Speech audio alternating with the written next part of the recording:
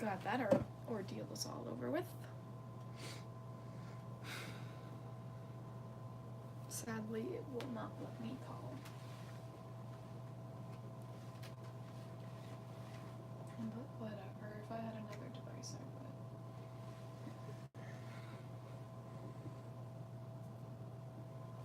I'm not bring up the stream so I can watch the chat.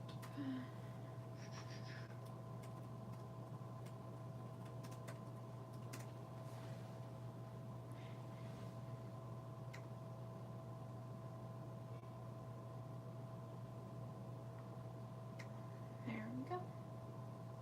I'm just gonna turn the volume way down.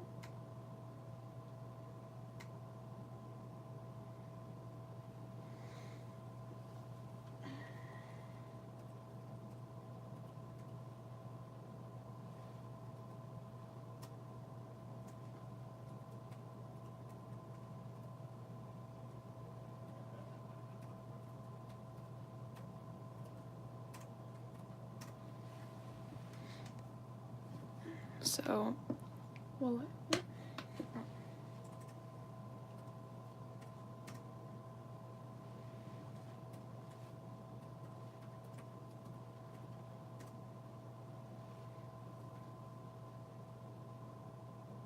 that's not the wrong password.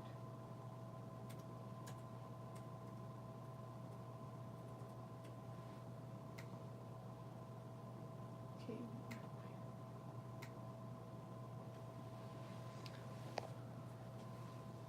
Just give me like 1 minute.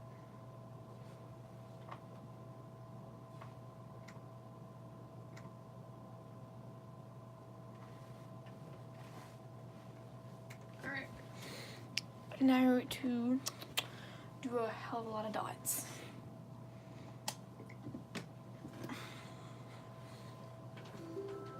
Originally, I chose to study in French immersion because I knew it would help me out on the job market. My future plans are to be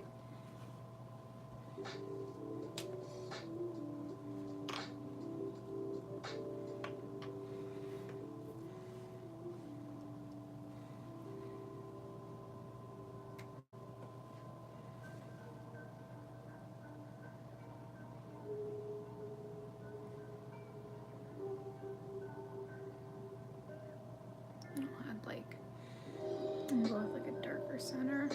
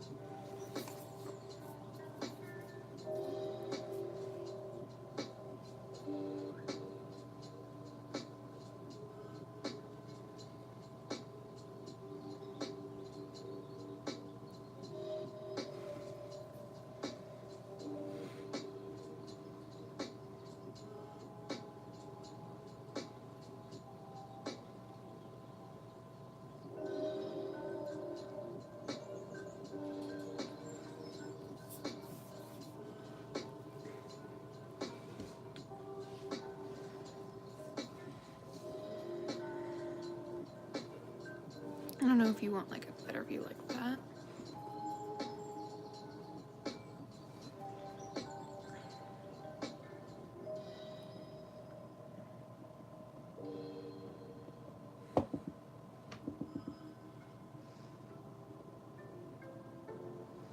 I was gonna use black and then like with like a gray, but I figured it would look too much like that one, so I'm using like a blue. These are the colors I'm using.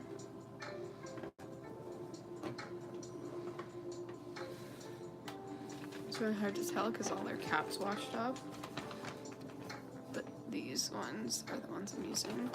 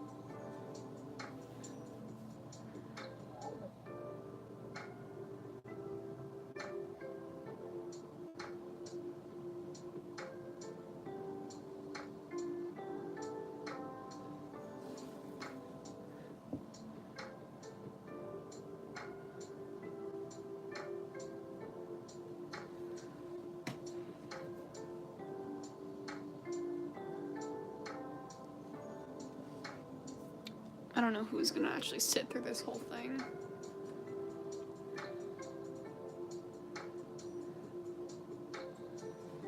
But if you do, thank you.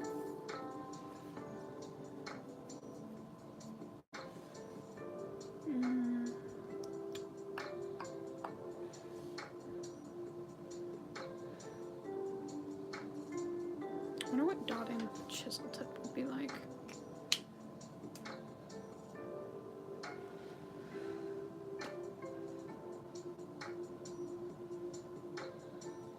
Oh, that would be cool.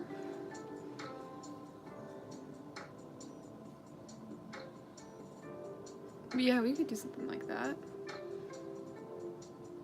Ooh, this might be easier. I don't know if I'd get a lot of things from Michael's. I imagine I'd get some things from the other stores because Michael's is hella expensive. Like, I'm not gonna go out and buy you like a Copic. Sorry. But yeah, we could do something like that. Because Copics are like $11.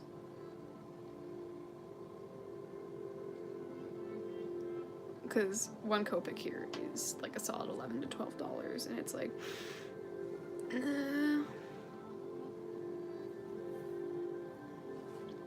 I mean, I do plan on ordering Copics from Amazon, so if I get like a double or something, maybe. Man, I'd have to like think of like a theme that I'd. Yeah, they're really expensive. With these guys over here, come here. These ones, 2 of them were free because we were having a buy 2 get 1 free, but 2 were over like $25, I think, and that's with tax. So take your pick. But it was a pretty good sale because you're getting basically a free marker.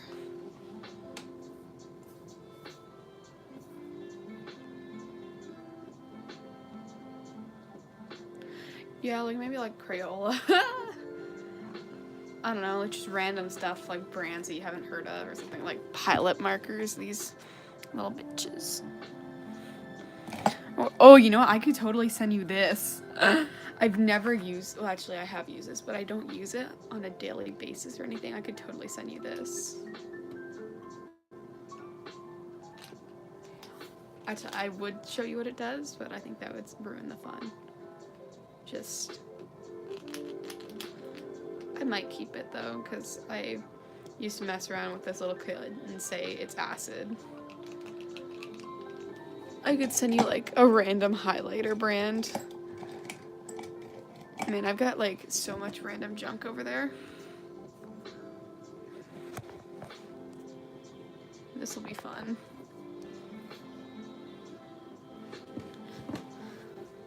And I'll have to pick up like a shoe. Yo, we should pick up like a shoebox and take a piece of paper and write like a stupid brand name and tape it on. And then be like, this is this month's box, and then like never do it again.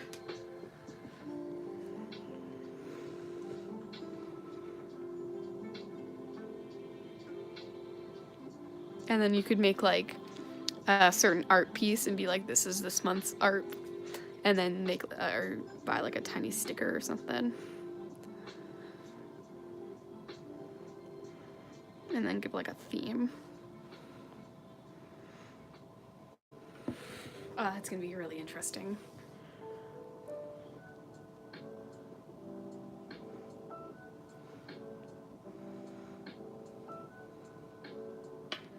Yeah, my sister's got this weird sticker thing where you take the small drawing and you slide it through and it gives it a sticky back. It's kind of cool.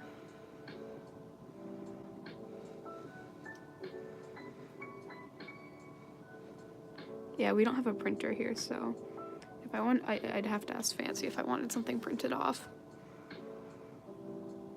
And I don't know if she'd be willing to do that. We shall see.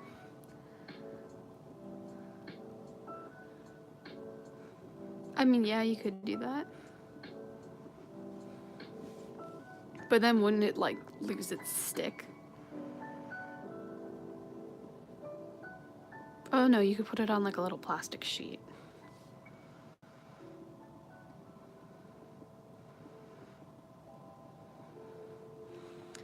A cool art piece I could do is like,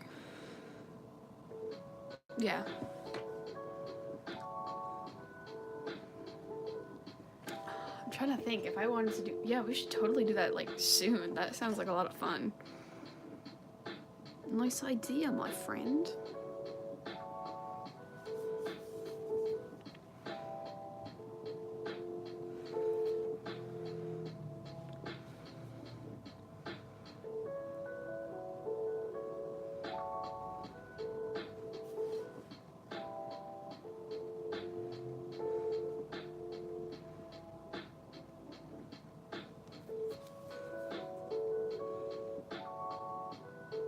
Yeah.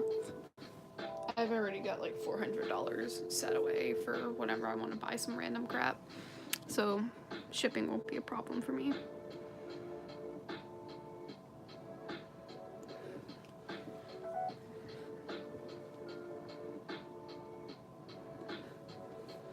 I don't know what I'll do.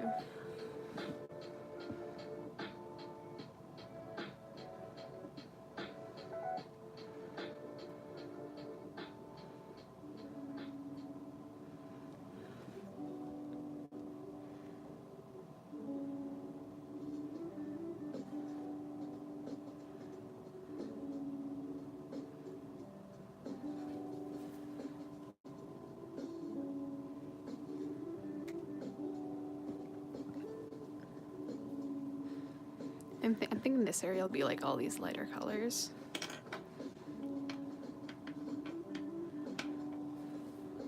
I don't know. We shall see.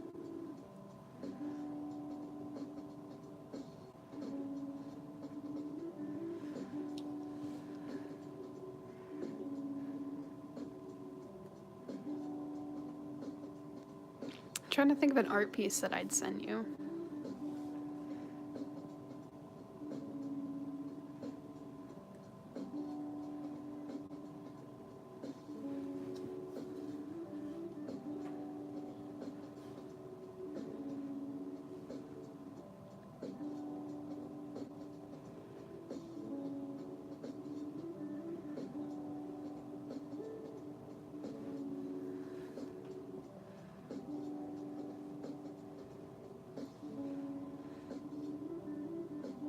Yep. I'm trying to think of something like, okay, so what I'd think is I'd make you like a fairly good art piece, well, one with effort. And then I'd send you supplies and you would have to make something.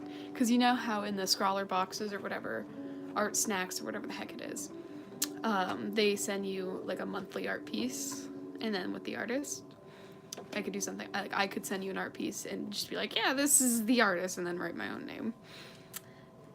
And then give you the supplies and give you like a prompt and have you make something.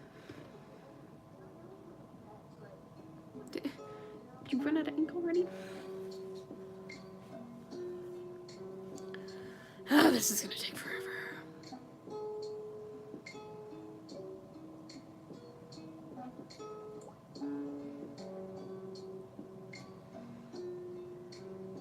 There's got to be like an easier way to do a galaxy. Yeah.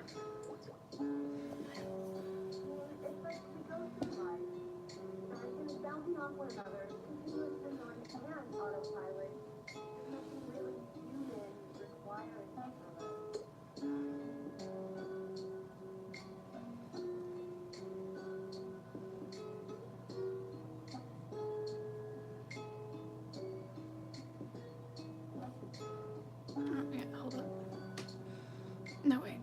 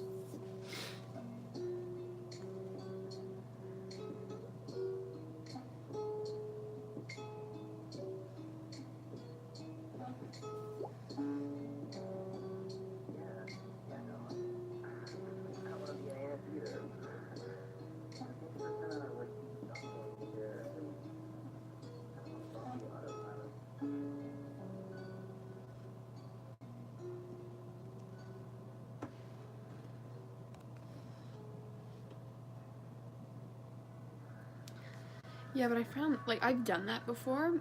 I've also done a similar thing with watercolor. Hold on. But I was trying this new technique out, and I really like how it looks, but it takes forever. So I'll probably, for the background, I'm gonna do like just the solid wash kind of thing. But hold on. Get a great look at these. But like for here, I did like a nebula kind of thing. Yeah, you feel me?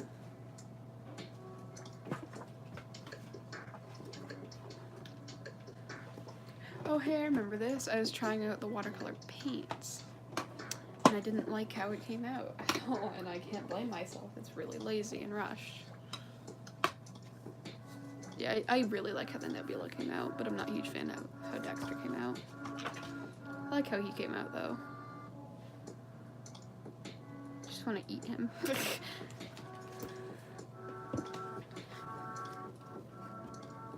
Put that there.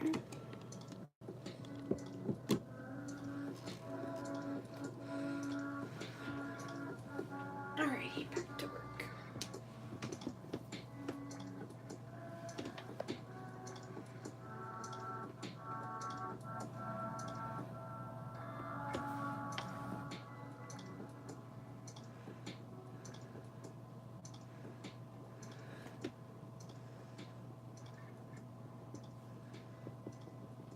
So I don't like bullet nibs. They like run out of ink in random places.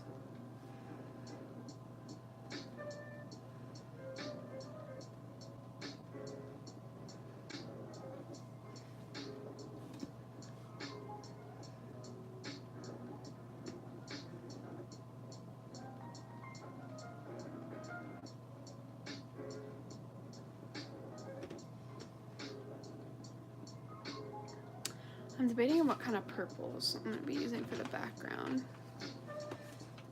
These are all my colors. So I was thinking I'd use like these darker colored purples and then blend it with like the white and the light purple. I don't know.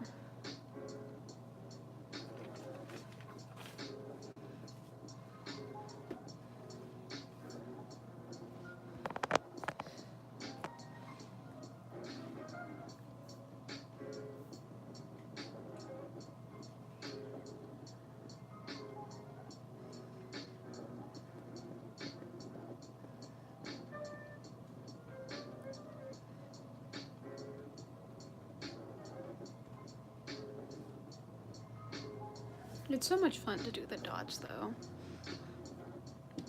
Like, and then blend it all together and add the stars. It's like, oh, you feel so accomplished. And I can't wait to add the details of the planets. I think that's gonna be fun. But I gotta wait till the background itself is done.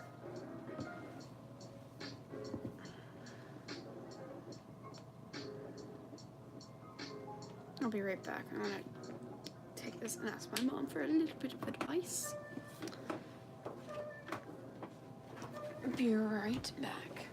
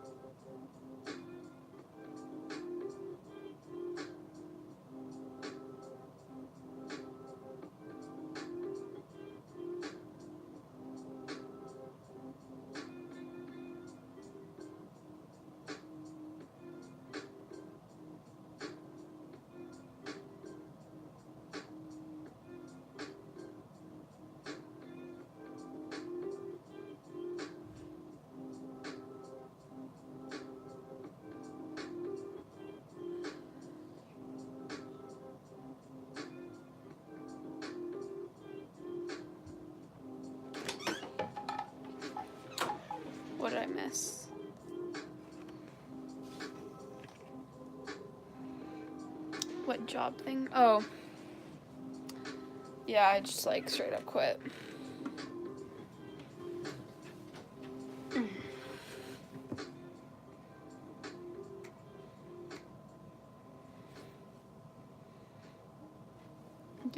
I like, yeah, no, I didn't want to do it anymore.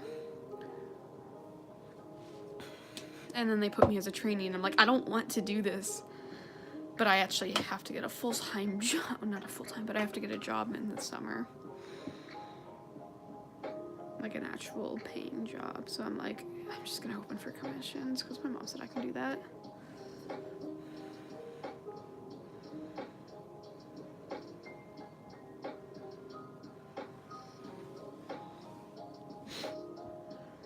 A job.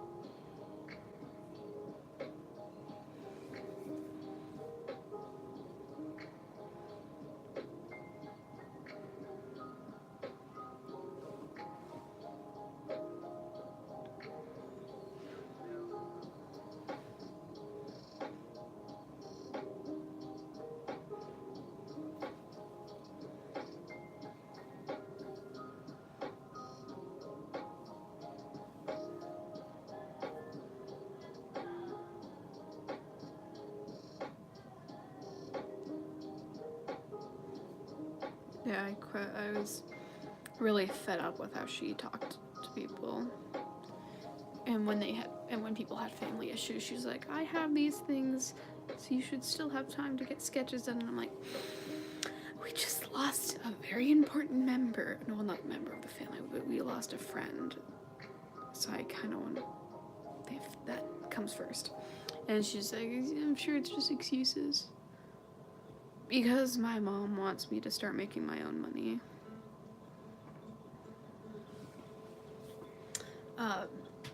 Because I only have so much, which I already do babysitting and all that, but my mom wants me to get a proper job working for someone for the experience and the, I don't know, man. Well, by the time it's summer, I'm gonna be pretty much almost 14, so like, nah. So what I plan on doing is just opening for, oh shit, my phone's got a low battery. Hold on. And that is why we have portable chargers.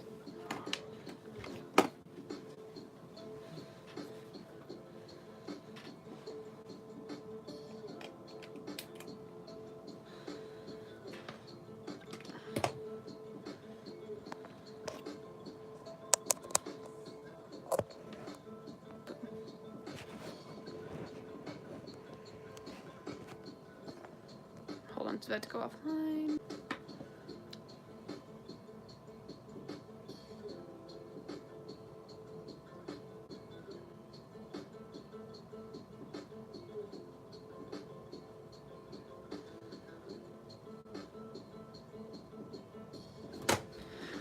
Alright, there we go.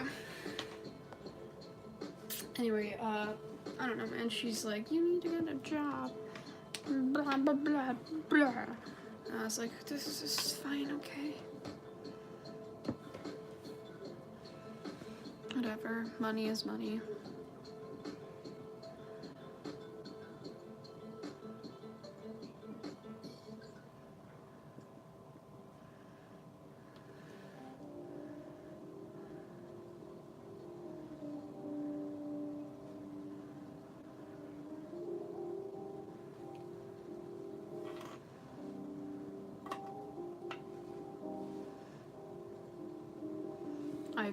And we have a friend who's a tattoo artist who said he wants to get me set up with a tattoo machine.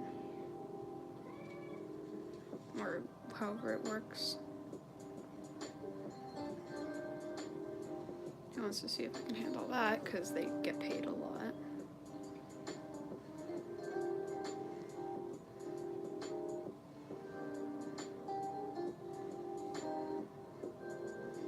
So I'll probably be closing my AminoCoin commissions. And start getting paid. And then I might start doing badges for like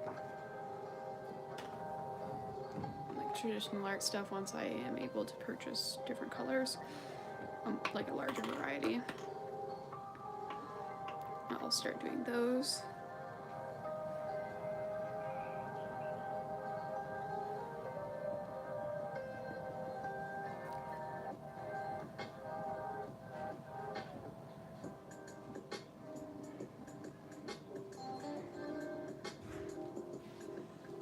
And so on and so forth, and hopefully by the time I start doing proper commissions, I'm better at art and not really bad.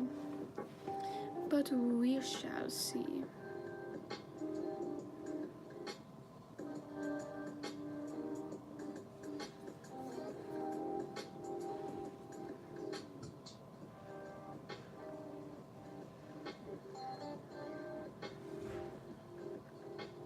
So I'm thinking down here I want it to be a lot lighter, so I'm only going to add a little bit of this dark blue.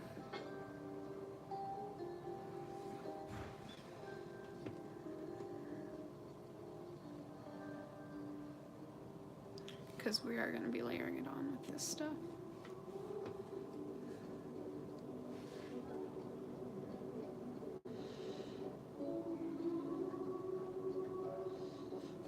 But then when it comes down here, it's going to be a bit darker.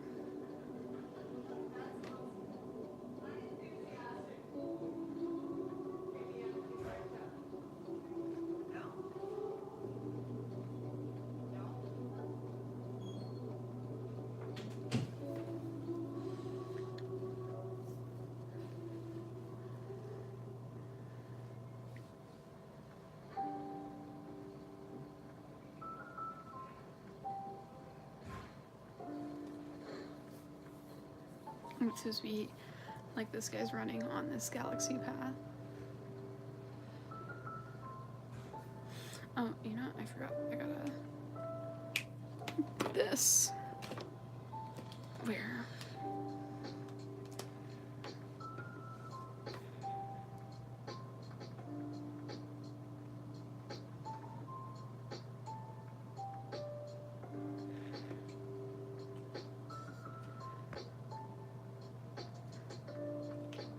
That thing.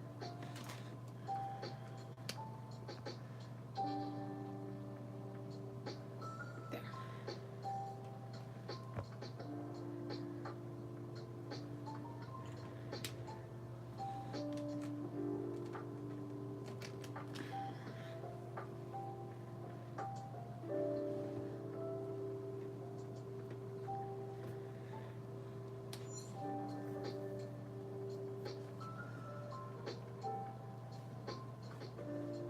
And then like I'll have a few like super big bright stars.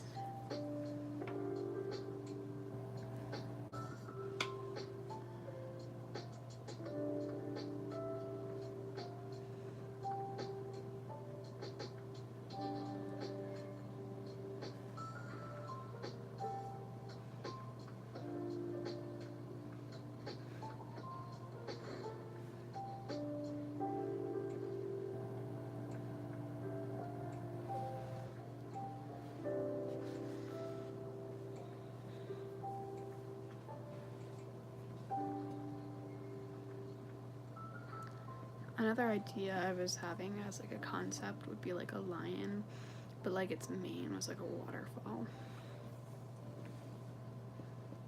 And then its body was like stones and moss.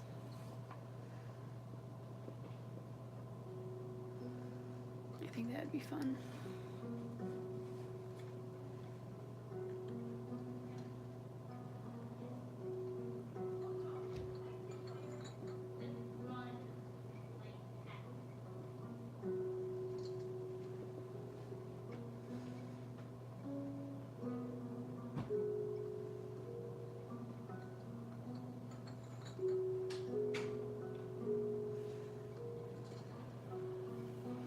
Sorry, someone comes in. We have guests over and they're about to leave.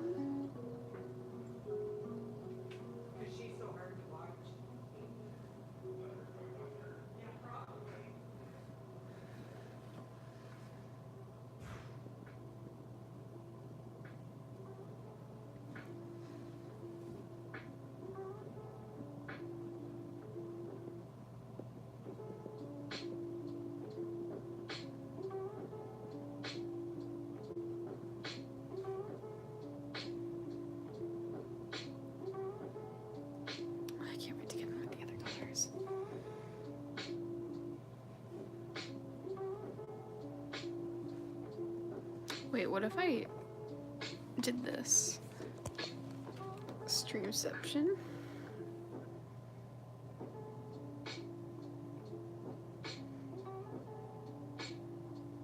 Just wait.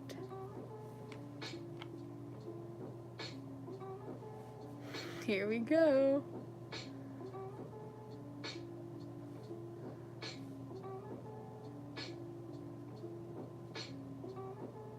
Go back up a little bit.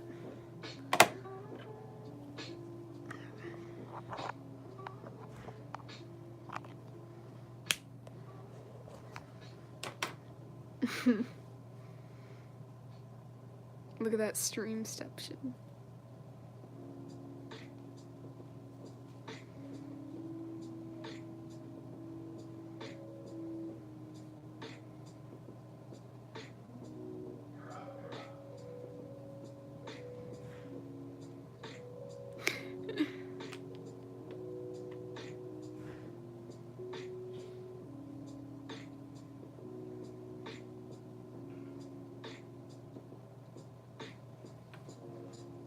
Okay, I'm done.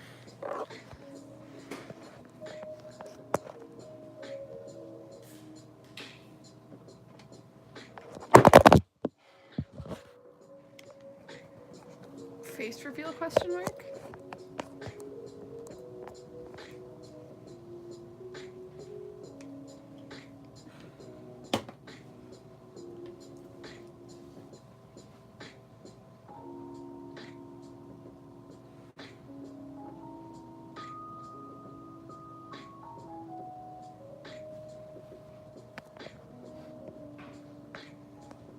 Pat pat.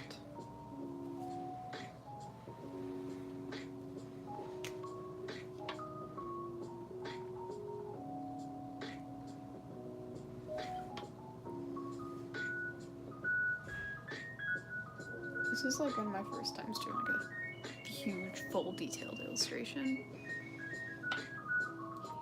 Pat, pat, pat. Here, I'm gonna go see if I can get Bejeebles. Actually, where the hell is which one was I using?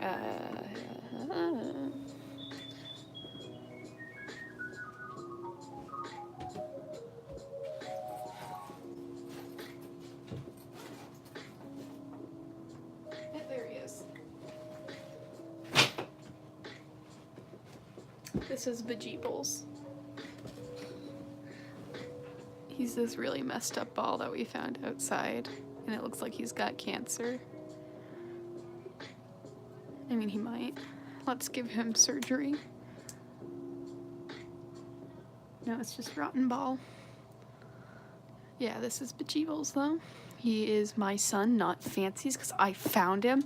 I took care of him. I saved him from the thorn bushes, because Fancy threw him over the fence like a bitch. So, anyway, here we are.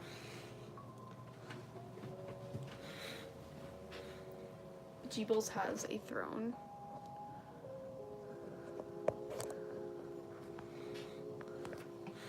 I'm gonna see if I can find some better music.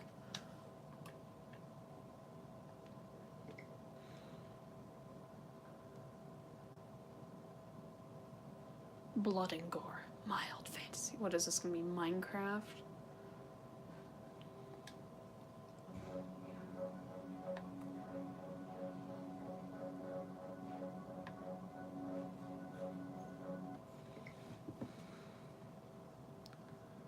Hey, PlayStation is way better than Xbox.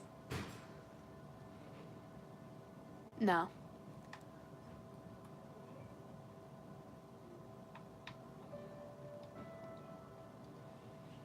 Xbox is just a rip-off PlayStation.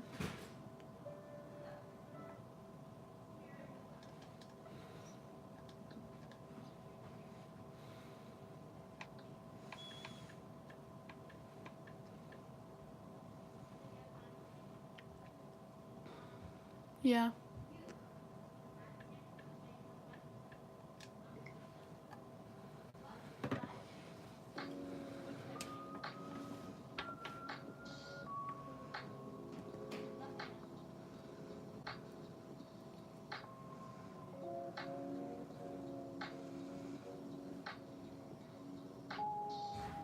Nintendo was like, wasn't it like, was it a DS? What the fuck was it first?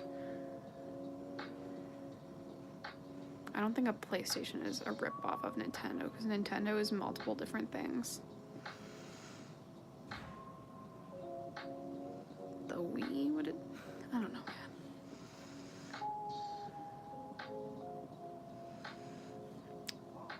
I don't know if that would would it? I don't know. I don't know much about Nintendo.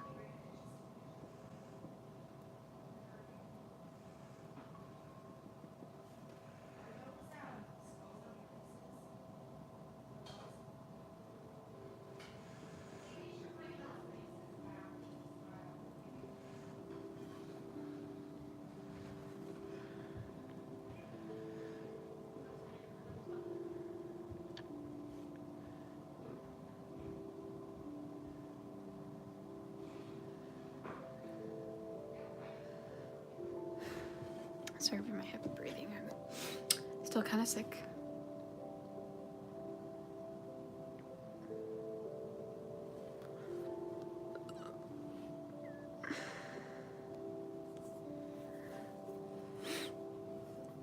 I'm surprised you're still here. I have a DSi. That means, just like you said, you're fine with being a ripoff, so are we. Because DSIs were the bomb. I got it like the day they released them.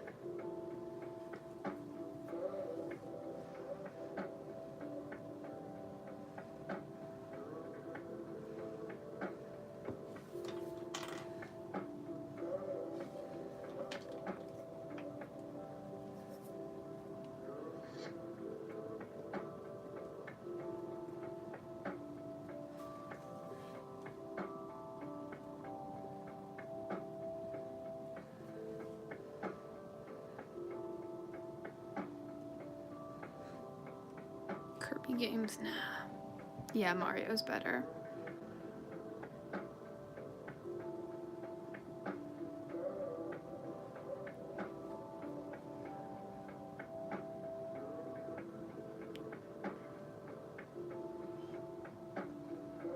Hey, Fancy, here's my son.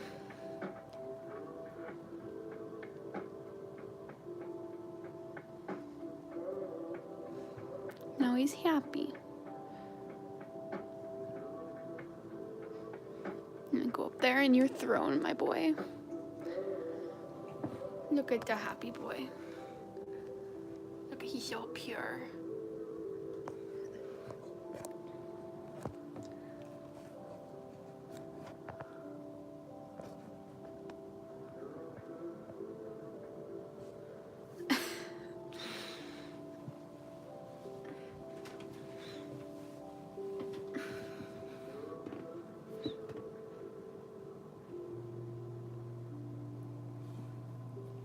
But Jeebles is such a happy boy. Even with his brain tumors, he's so positive.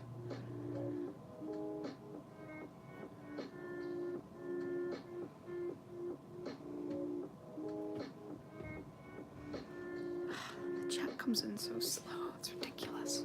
Yeah, he is pretty happy.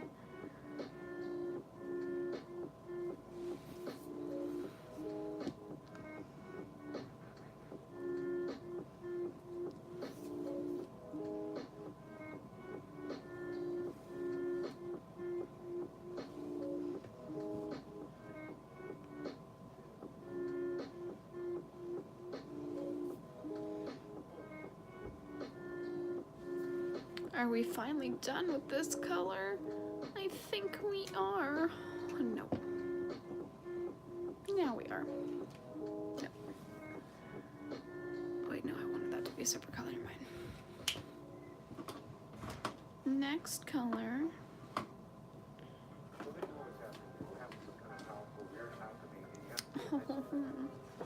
This is where things start to get faster. Because once you're done like the main. Okay, so the first two take a little while, but after that, it's pretty quick. But there may not be another time. Okay? I may never get this chance again. We may never, be able to return to this moment.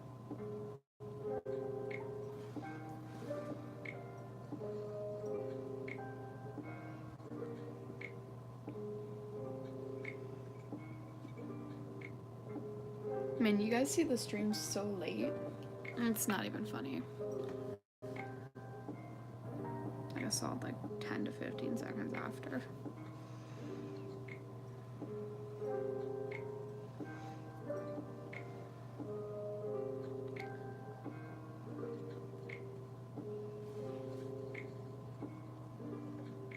It's probably worse for you guys since my computer's right here and you guys are way out there.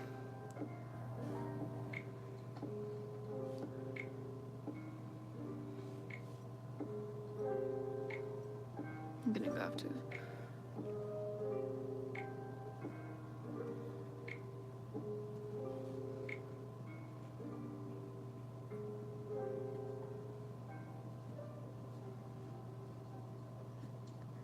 Because you guys react really late to what I say.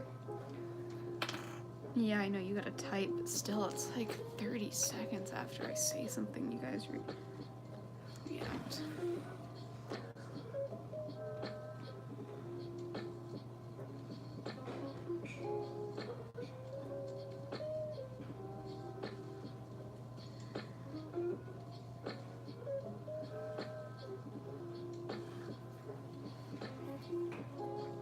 I'm probably gonna have to present.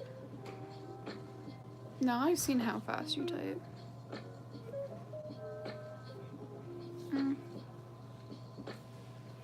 Fair enough.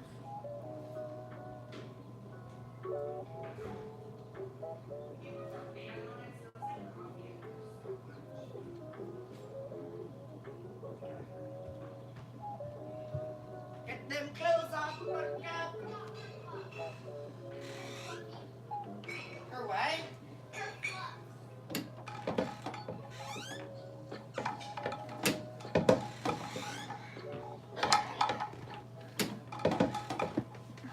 My freaking door won't close.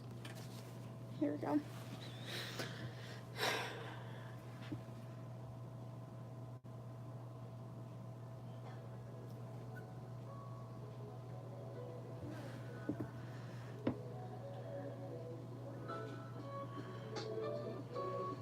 You guys look at my hair. Oh yeah, look at that one strand of hair.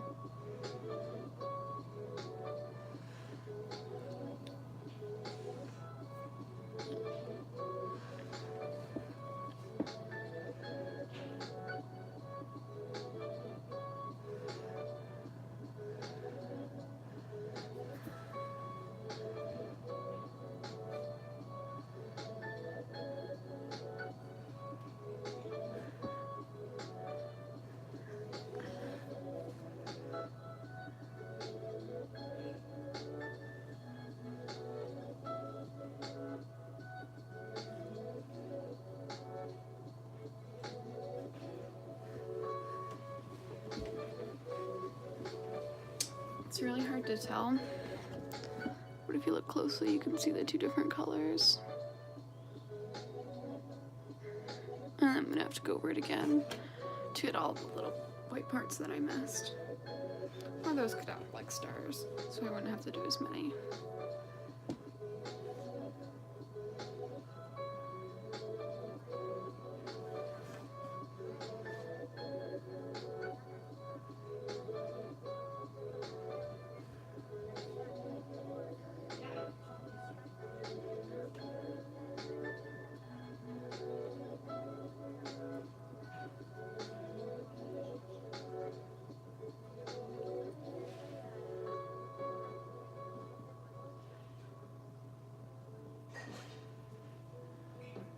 I'm surprised the paper has yet to like super curve up. It has a little bit. Like it's not entirely straight, but it's barely started to curve. Reese, hold the ones in, honey. Hold the ones in. All right. What are you online doing right now?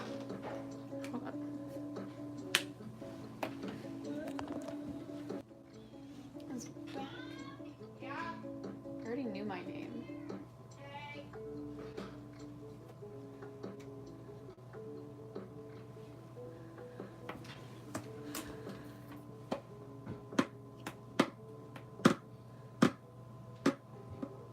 I was just looking at your jammies.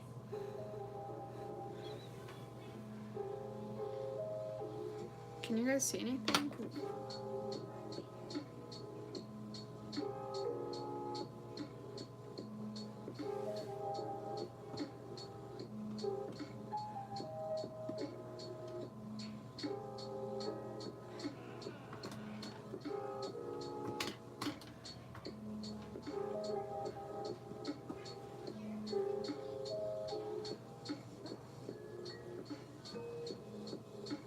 Is it no? But like, can you see this? Can you see this marker moving?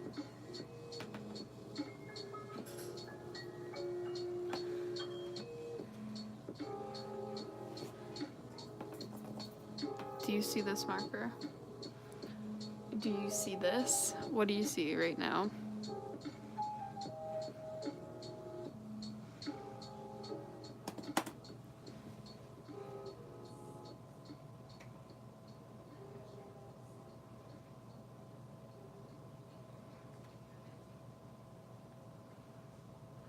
Okay, yeah, you're good.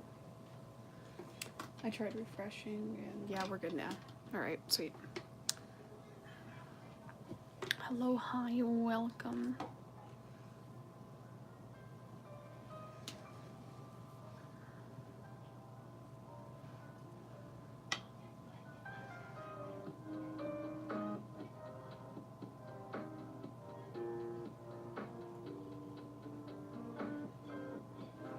You know, we could do this.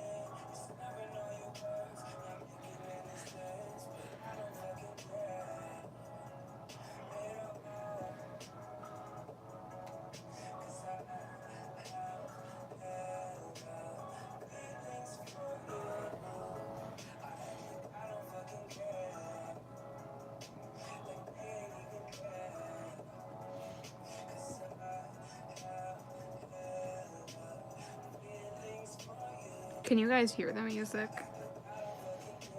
Because it's not that loud.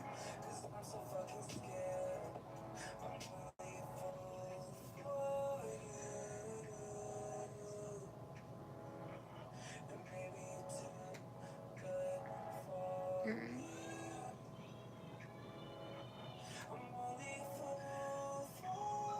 And you can hear my sister screaming that she got soap in her eyes. Don't be surprised.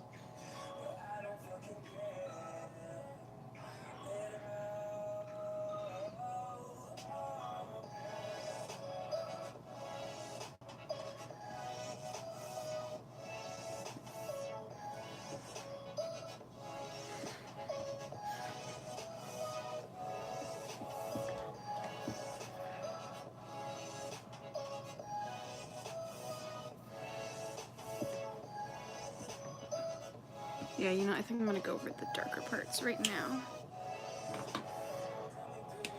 all the white spots.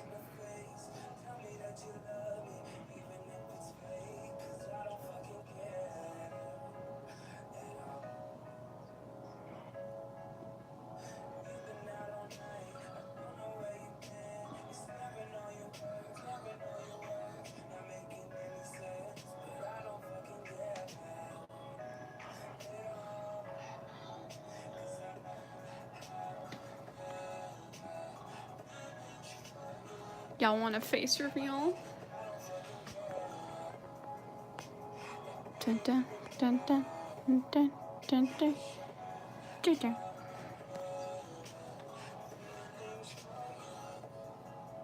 No, sorry, no face reveal. Only Fancy gets to know, cause you know.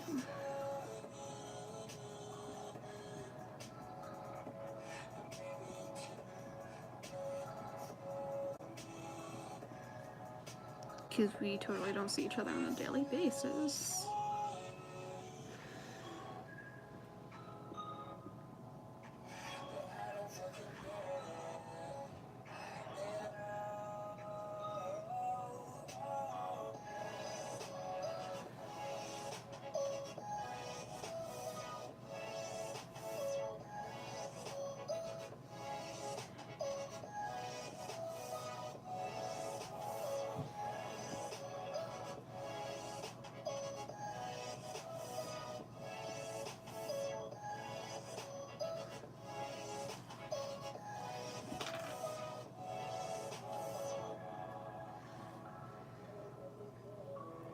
I wish you could understand how badly I just want to.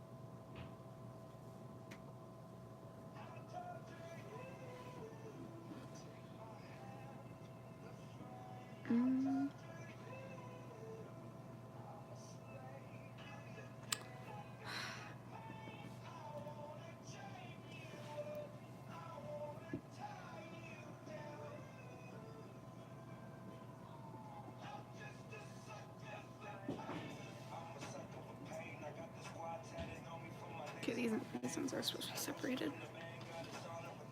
There we go.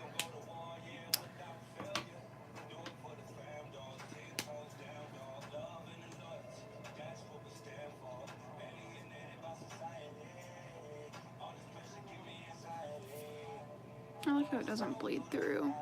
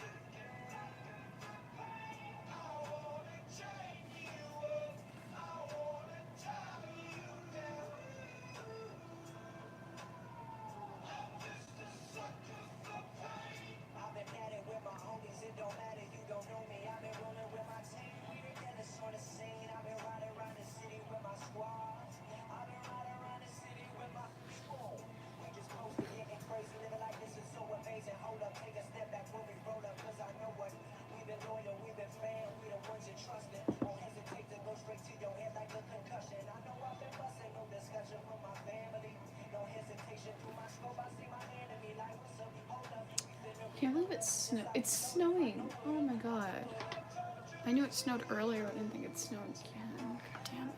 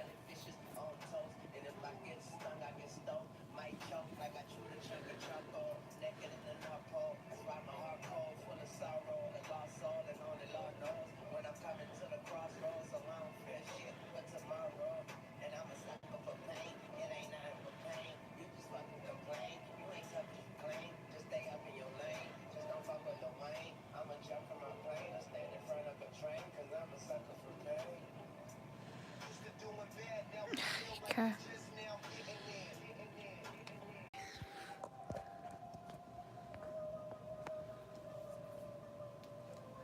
Now I gotta make sure it's actually live.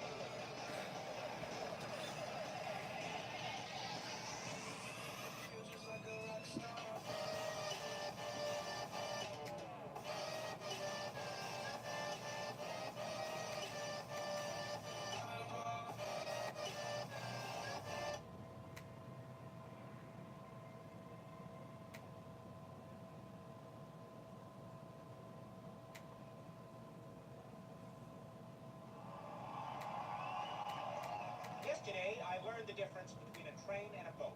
I wrote this song before that. Train on the water, boat on the track. Train on the water, boat on the track. My lady took the train across the Atlantic. I hope it don't sink like the Titanic. I went to the station, called a boat downtown. I hope it don't fall off the track and I drown. Ladies and gentlemen, the all 5'1" black albino choir. Train on the water, boat on the track. Train on the water, boat on the track. Train on the water, boat on the track. Train on the water, boat on the track. Train on the water, boat on the track. Train on the water, boat on the track. My lady took a train across the Atlantic. I hope it don't sink like the Titanic. I went to the station, called a boat downtown. I hope it don't fall off the track and I drown. Train on the water, boat on the track. Train on the water, boat on the track. Oh no, that's not appropriate. Yo, I never fucked Wayne, I never fucked Drake.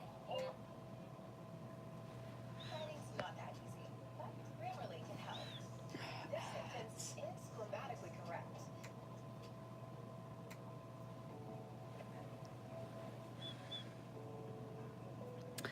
I think it's in this playlist. If you just wait.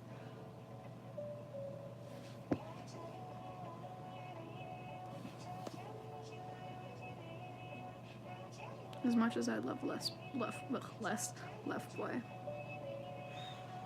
I'd like to listen to some other music.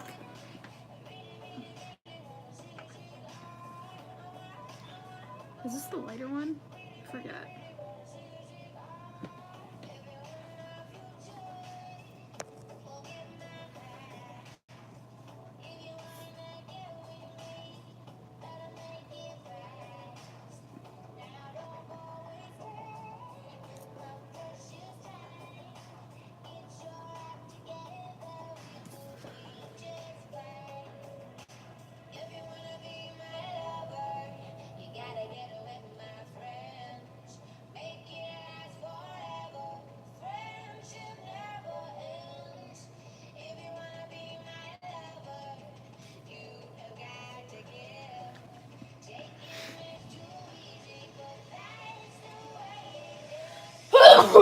Oh my god.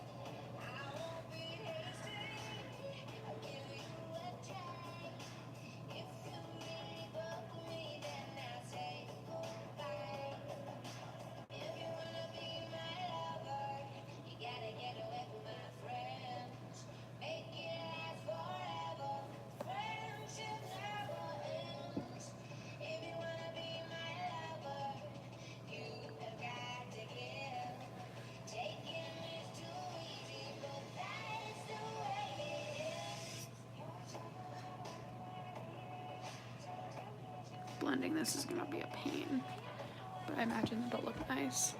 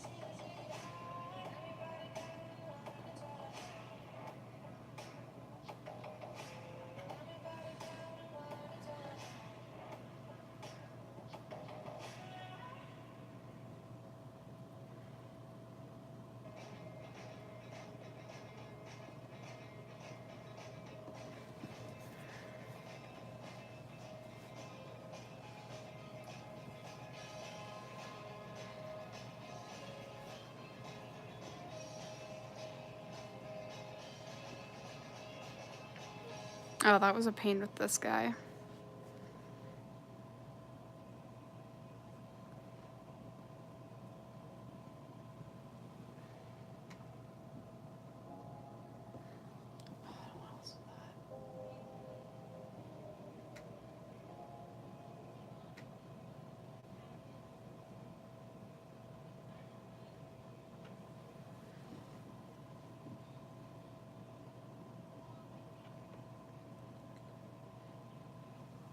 Huh?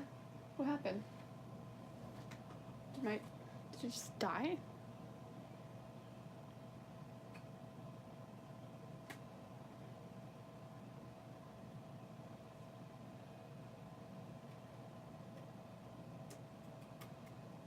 The hell? Oh, low battery.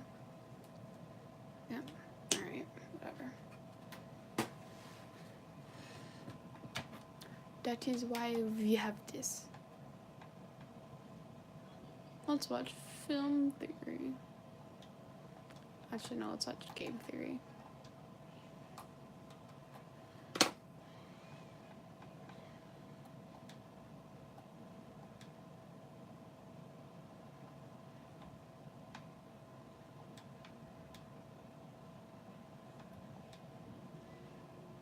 The Game Theorist.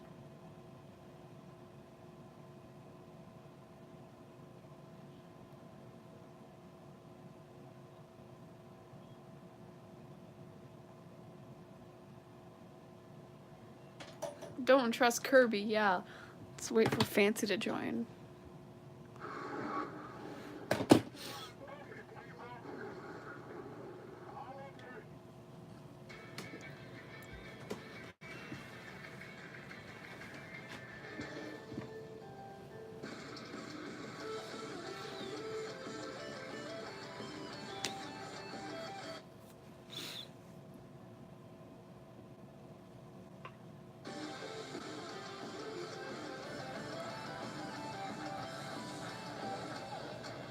Hello, Internet.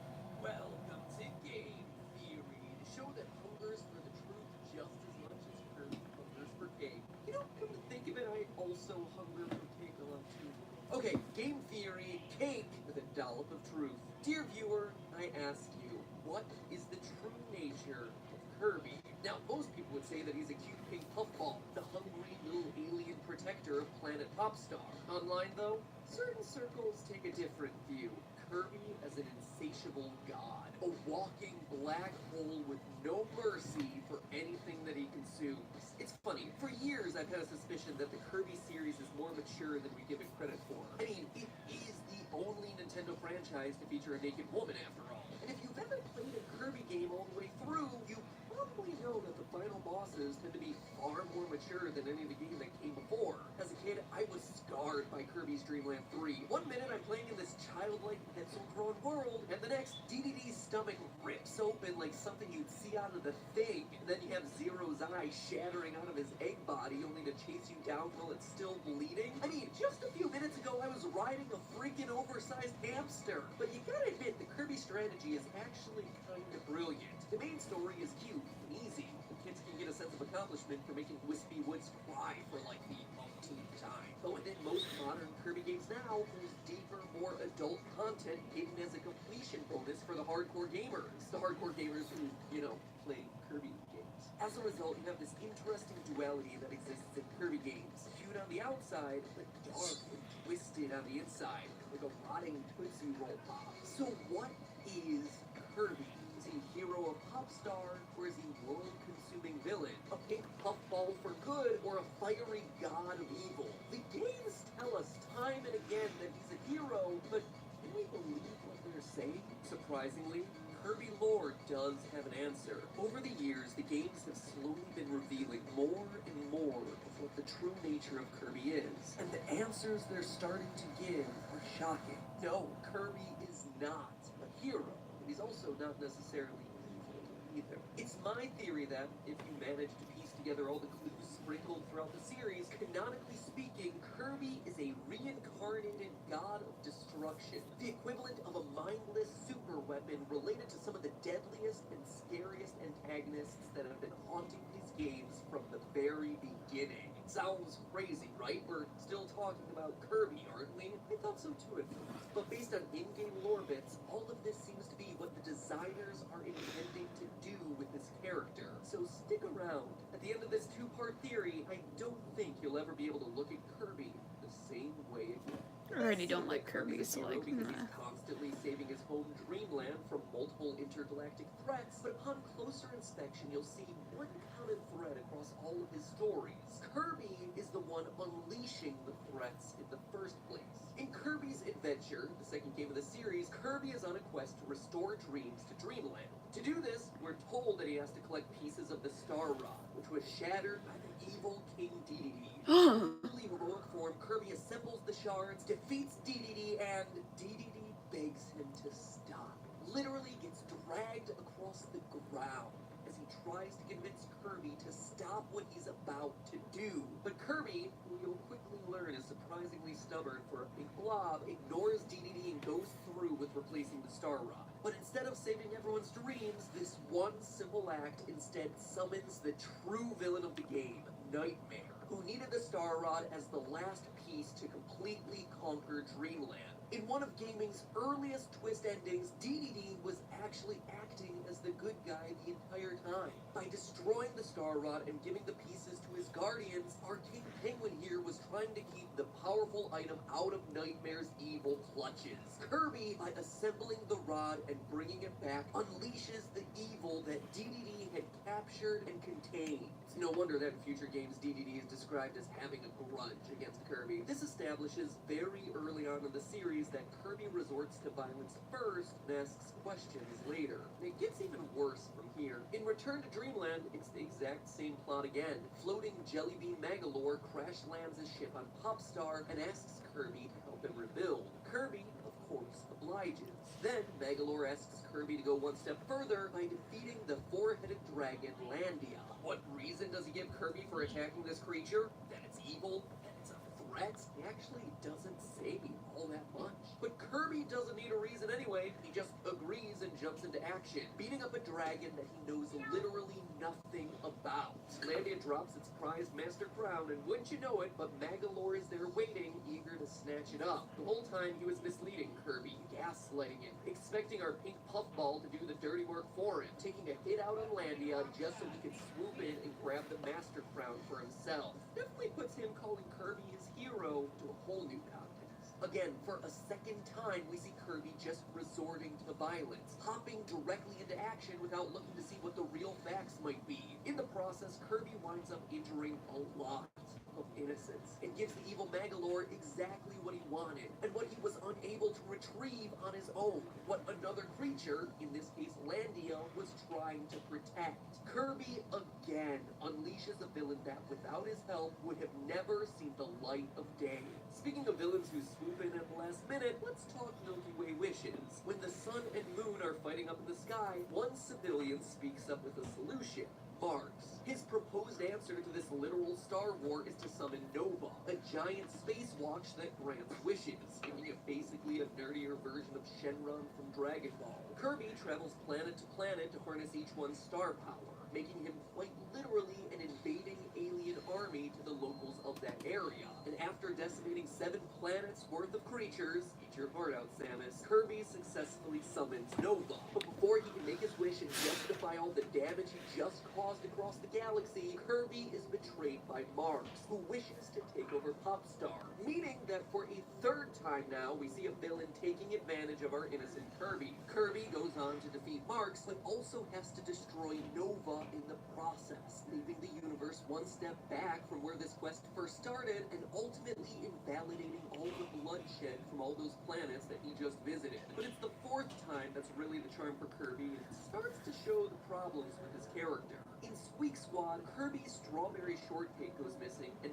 Kirby immediately jumps to the conclusion that it must be the work of King Dedede. No investigation, no evidence, just a pure guess that it's the king. And from there, it's straight to clobberin' time, with Kirby inhaling his way through Dreamland's inhabitants who have nothing to do with the cake. Kirby doesn't even assume that they have anything to do with the cake, and yet he still feels it necessary to destroy them as he goes past. Finally, he gets to the castle where he promptly roughs up the king. Again, a huge amount of violence for some missing strawberry shortcake. And true to his ask questions later mentality, it's only after Dedede is passed out on the floor thanks to the Kirby beatdown that it suddenly occurs to him, quote, of course Dedede doesn't know anything about the cake. A bit late to figure that one out, huh, Kirby? Instead, it's revealed that the true culprits are the Squeak Squad, mouse-like thieves who stole the cake alongside a mysterious chest from Dedede's castle.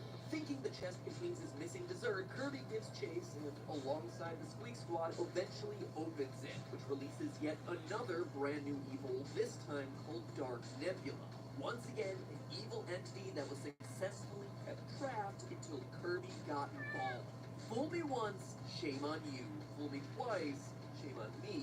Fool me 3 times, it's getting repetitive. Fool me 4 times, and, well, maybe the series just needs to spice up its general plot structure. It's this 4th retelling of the story, though, that's especially revealing when it comes to Kirby's character. Because not only is Kirby creating the problems that he ends up having to solve, but in most of these circumstances, he has to be forced to actually take action to clean up his own messes. In Kirby's adventure, when Nightmare appears, it's Dedede who literally has to launch Kirby at him in order to get him to do anything. In Return to Dreamland, same story. Magalore betrays the team, and Kirby doesn't have a clue what's really going on. I mean, look at his face. It's not until Landia, the dragon you beat all to heck for no apparent reason, picks Kirby up and throws him on his back that Kirby takes any action against Magalore. In Squeak Squad, it's even more telling. We literally just see someone release a galactic evil, and here's Kirby just worried about his cake. In fact, the game makes it very clear that that's the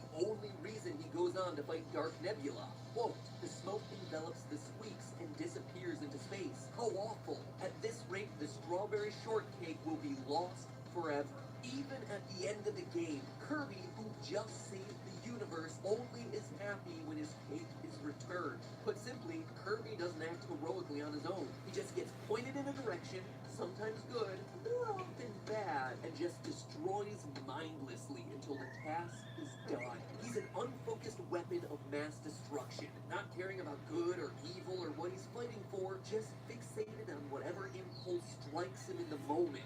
Even in a story as absurd as Epic Yarn. Does anyone remember why Kirby decided to fight the evil sorcerer Yin Yarn? It's not because he was going around turning people into yarn creatures like a hero would. It was because Kirby wanted to eat a tomato. Kirby saw his favorite food, a bright red tomato. But when Kirby tried to eat it, a caked sorcerer appeared. No, that's my magic Metamato.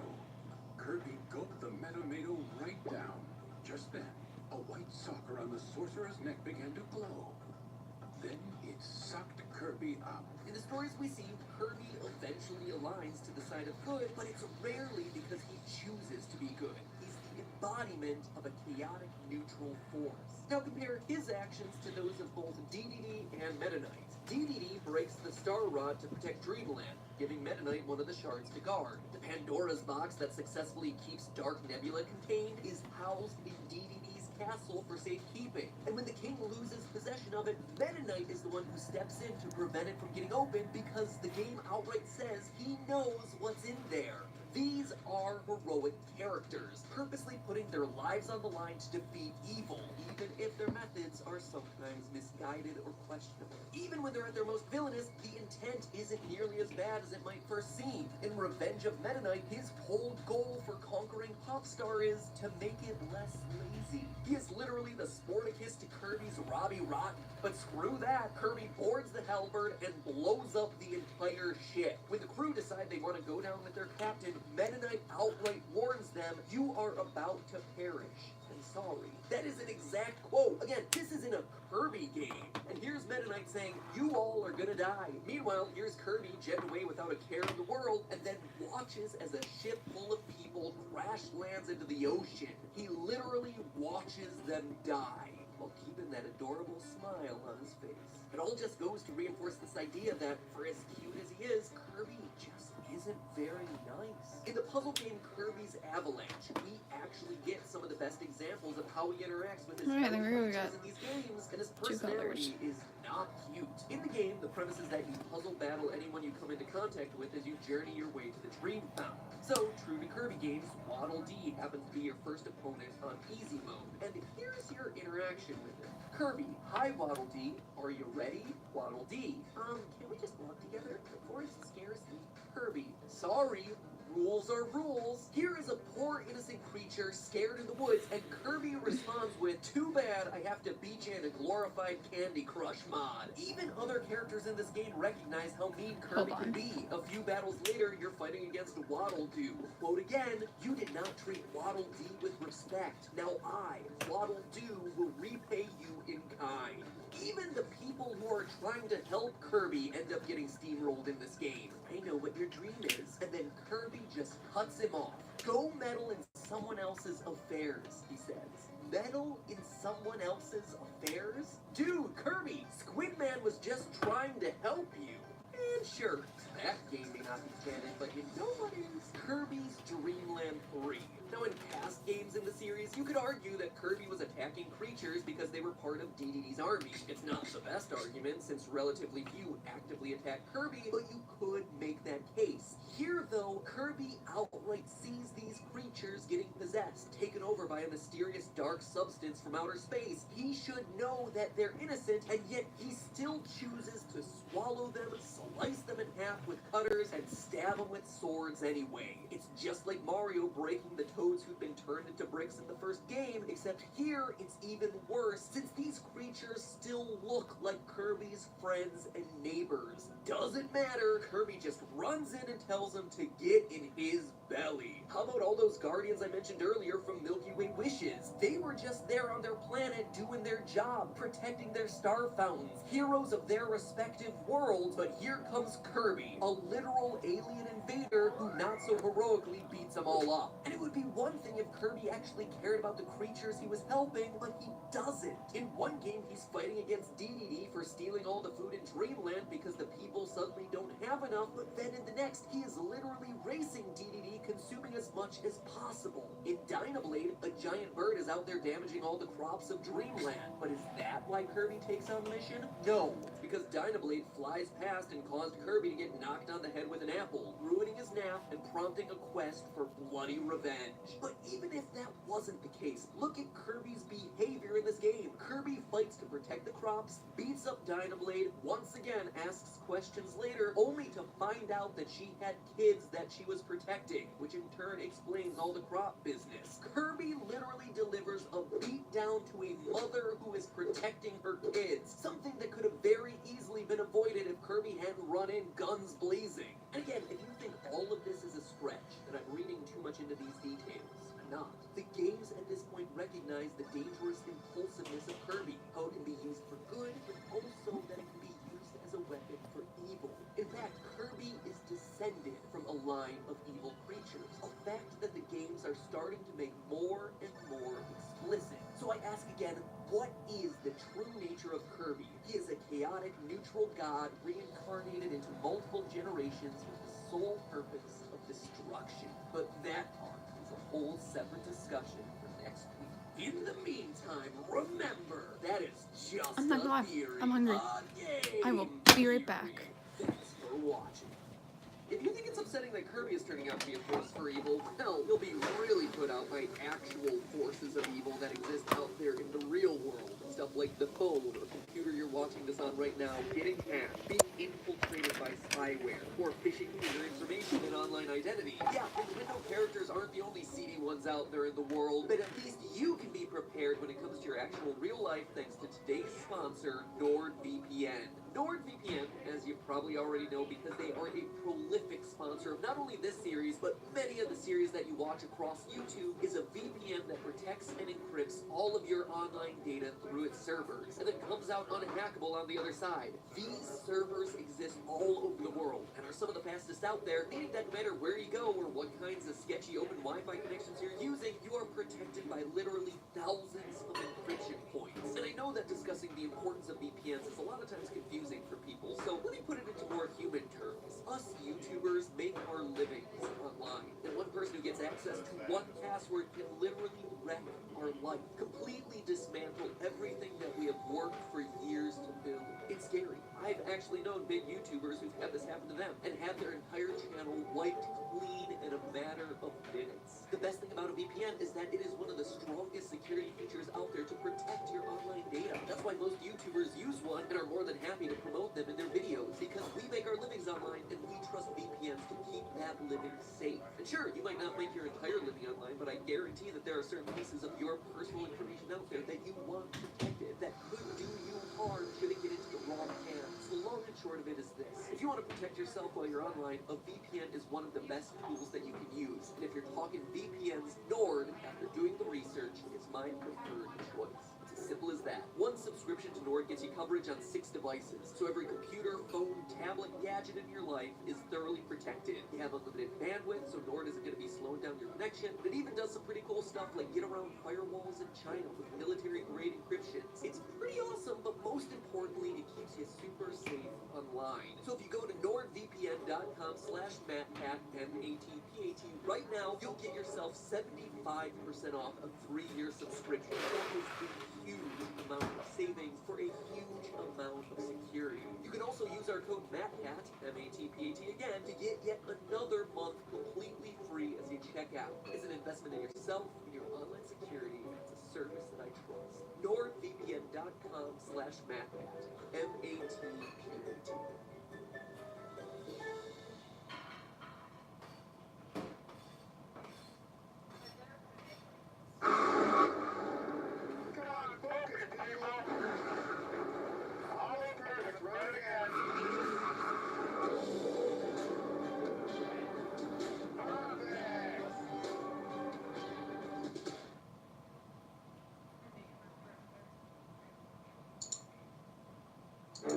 Dear every game company on planet Earth, today we're doing a video that is hands down the most fun, most ambitious, and most like OMFG, this is way too much material to cover in one video and promise tomorrow topic I've ever tried to do. The question is simple enough. Who is the richest video game character of all time? And no, I don't mean rich as in the most well-rounded, fully conceived character. Clearly, that's Barbie from Barbie's Horse Adventures Wild Horse Rescue. I'm talking rich as in dollars, bucks, cash, crowns, coins, gold, gil, rupees, rings, and in almost every other case, credits for some reason. So, I place have your bets now on returned. your preferred fictional denomination because it's time for Lifestyles of the Rich and Polygonal.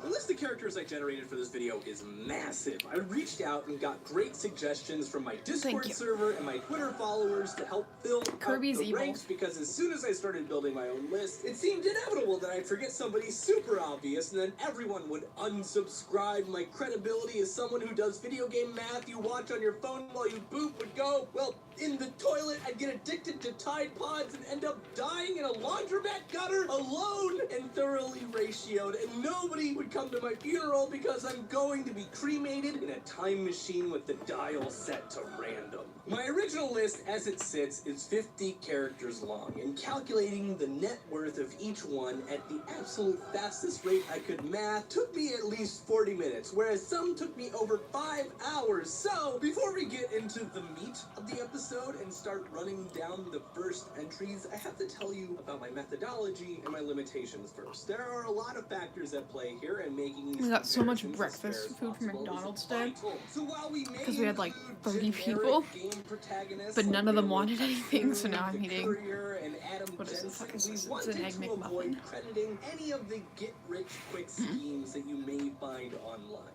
Another issue is that from an I feel like in-world a pig. perspective, our time spent playing and our in-game time don't always match. Almost every single game with a day-night cycle has what's called a time scale, which is basically how many times faster than our real world does the game world go. Fallout and Skyrim have a time scale of 20, The Witcher has one of 15, Breath of the Wild is 60, and Destiny's is turned off for some reason. So for our purposes, we'll be dividing all time spent playing in our real world by the time scale in order to get a more accurate picture of a character's wealth return. Their liquid assets, as it were, especially in the case of Mario Sunshine. In addition, we're going to be limiting the number of hours any character can work in a day, because nobody works 24 hours a day, 7 days a week. The Pew analysis of the Labor Department estimates that the average American employee works 38.7 hours a week, 46.8 weeks a year, with an average of 1,811.16 hours per years of working hours. We'll be multiplying this by 50 to get a 50-year career total for all player What am I characters. watching? Again, it doesn't matter how long we work our characters as long as it is consistent. We can't have Scrooge McDuck. Hold on. I know what you're thinking, right? Here's Matt Pat again, sitting on his couch, ready with some rants. Who lost millions of dollars this time? Are we gonna have to sit through some bankruptcy spiel? The shared bankruptcy universe theory? No, don't worry. Today's episode isn't so much about doom and gloom. It's actually about giving voice to the stories that no one wants you to hear about some of your favorite YouTubers. Because it's time that someone talk about this stuff. It's time for these stories to get exposed. Oh, and for the other half of you who weren't thinking, oh, Matt Pat's on the couch ready with the rant, but we're instead wondering, why is his hair still purple? I know, I've seen it from his friends. It's all leftovers from a charity drive that we did last year to help fund medical research. Don't worry, the brown hair is coming back. Okay, I have my snippet colored hair. It was fun. It's time to go back to normal. I know my place in this universe. Anyway, story time. Last year, we tried working with this really great PR company. Now, in case you don't know, a PR team's job is to basically know a bunch of people, to have a bunch of connections that help you get press coverage. Say you're working on a cool new business or you're launching a project, awesome. PR teams are the ones who are supposed to be responsible for getting you on all the podcasts, for making sure that you appear in all the different publications, for booking you on the late night talk show circuit. If you think back to when Felix was making the rounds on all the late night talk shows right before the launch of Scare PewDiePie, well, that was YouTube's PR team at work. So here we were last year thinking, you know, there's a bunch of negative press going around about online creators. Logan Paul. Maybe we could start to spread some awareness about the cool stuff that we do to serve as a positive role model for what it means to be an online creator. I mean, we do a lot of really awesome stuff here. We have big channels that are unique and somewhat educational. We've worked with 300 of the biggest digital creators across. Actually, I haven't played Resident Evil yet. I should probably get around to doing that. I have the game, I just haven't gotten around to playing it.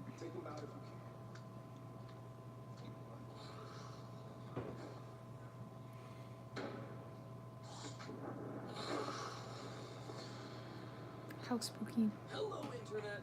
Welcome to Game Theory, the only show online that could believably do an episode dedicated to the real-world possibilities of giant sapient tofu. In fact, really the top of my list of theory to-dos. Because guess what? Resident Evil 2 is back. And with it, Capcom is sponsoring today's episode.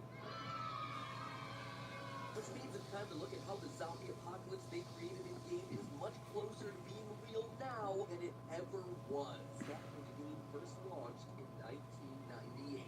You see, with this remake, Capcom has rebuilt one of history's most iconic horror games from the ground up. And in the process, they've kept all the best parts while shaping away, some of the less good parts from the game. Out with the old tank controls and in with the over-the-shoulder camera that revolutionized the series back in RE4. Out with the scariest polygons 1998 could muster, and in with new 4K photorealistic visuals that take these unforgettably spine-tingling moments into the modern era. All while still telling the iconic stories of Leon and Claire.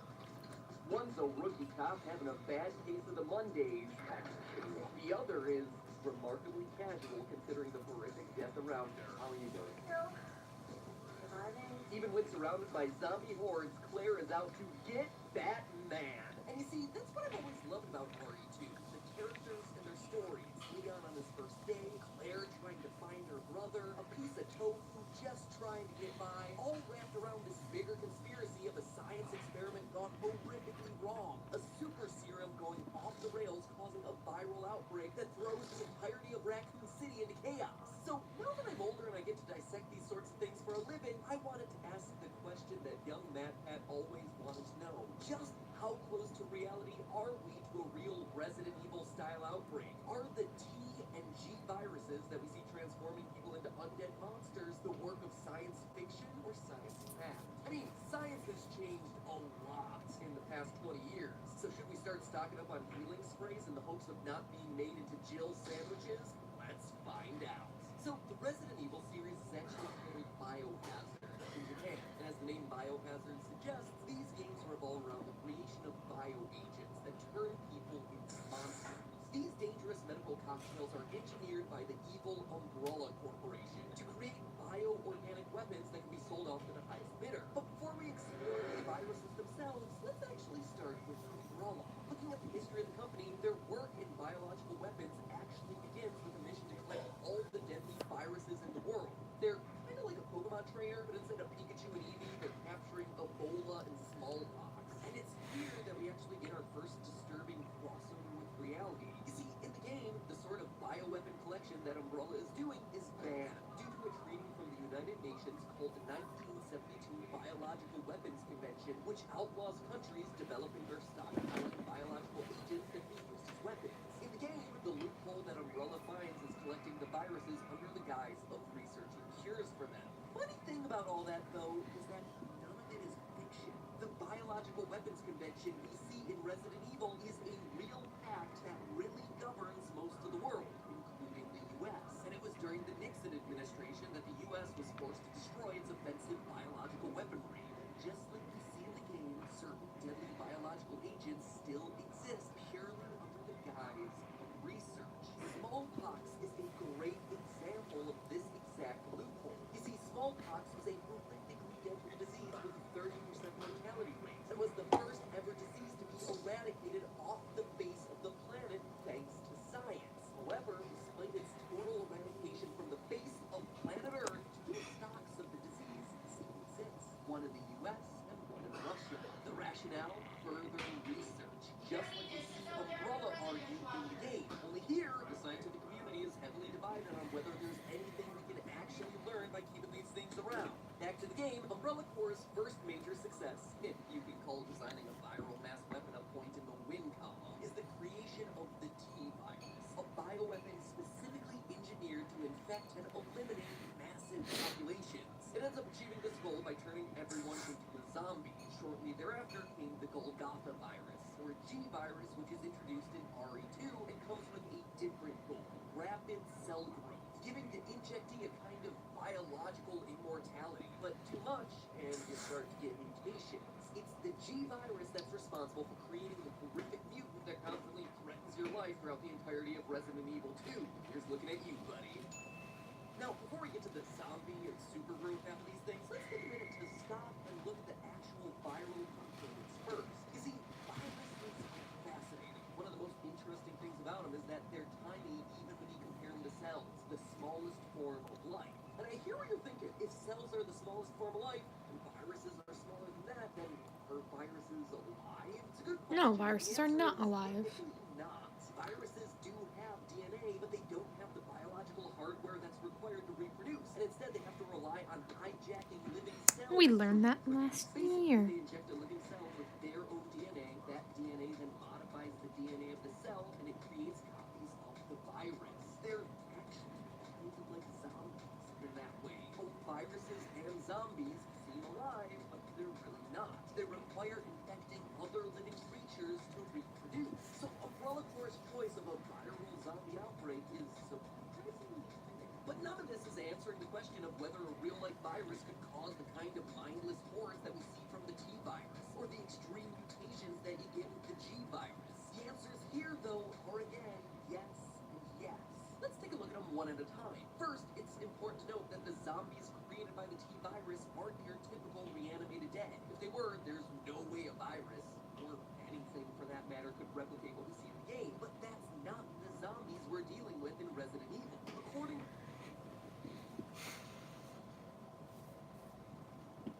the Wesker reports, the goal of the T-virus was to mutate the infected, but for most, it just ended up causing severe brain damage, resulting in mindlessly aggressive, hungry creatures, zombies. And this is important because there's already a real-world virus that, through some tweaking, could very easily fit the bill as a real-world stand-in for the T-virus. And that's rabies. Just like zombieism, the rabies Oh, you already know virus about that. gets through infected saliva. You ever wonder why Claire can take a bite or two and not get infected? Because saliva infection is far from perfect and has a high miss ratio. Rabies the same way. And that's far from the only similarity. Rabies absolutely infects animals and causes them to become more aggressive, which matches perfectly with the infected dogs that we see throughout the Resident Evil franchise. In fact, it's not just limited to dogs either. All warm-blooded species can be infected with the rabies virus. The virus is even adapted to grow in the cells of cold-blooded vertebrates too. And in one of those classic moves that make you go, what were they thinking? Humans even infected birds with the stuff. You know, just for the heck of it. So the next time you see infected alligators or bats attack you in the bowels of Raccoon City, rest assured as you drift off to your game over screen that that is entirely plausible. And when a human is infected, some of the symptoms that we see line up perfectly with behavior we see in Resident Evil's zombie horde. Partial paralysis, which would explain the shambling, brain inflammation, which would cause the mental impairment, even the hunger and desire to bite. You see, rabies infects the central nervous system in 3 stages: prodromal, excitative, and paralytic. But it's that second stage, also known as the quote-unquote furious stage, where the host becomes hyper-reactive and more prone to biting. In fact, rabies is almost always transmitted through bites, which is why it causes the infected host to turn aggressive. It's forcing the host's nervous system to pass the rabies virus along.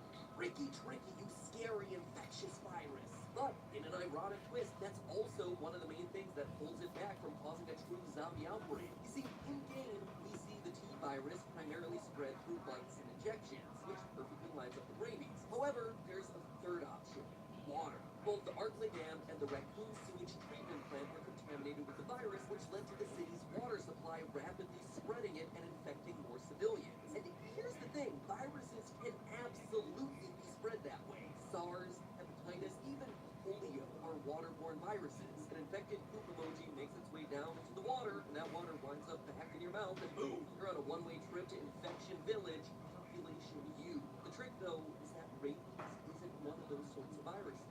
It's not waterborne.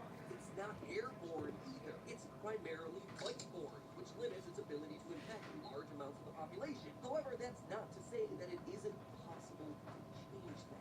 You see, viruses can be specially engineered. According to Samita Andriansky, a virologist at the University of Miami's Miller School of Medicine, well, sure, I could imagine a scenario where you mix rabies with a flu virus to get airborne transmission, a measles virus to get personality changes, then encephalitis virus to cook your brain with fever, thus increase your aggression even further, and throw summon the Ebola virus to cause you to bleed from your guts. Combine all these things, you'll get something like a zombie virus. End quote. So, long story short here is that with medicine where we are today, should a company like Apollo want to fuse together rabies with the traits of other viruses that are waterborne, it pretty much have the T virus ready to go, which is definitely scary enough. But while we're talking about mutations and medical engineering, let's also talk about the big Bertha in the room, Golgotha, or G virus. How could a virus possibly cause mutations like the ones we see throughout this game? Well, look no further than epidermodysplasia verruciformis, also known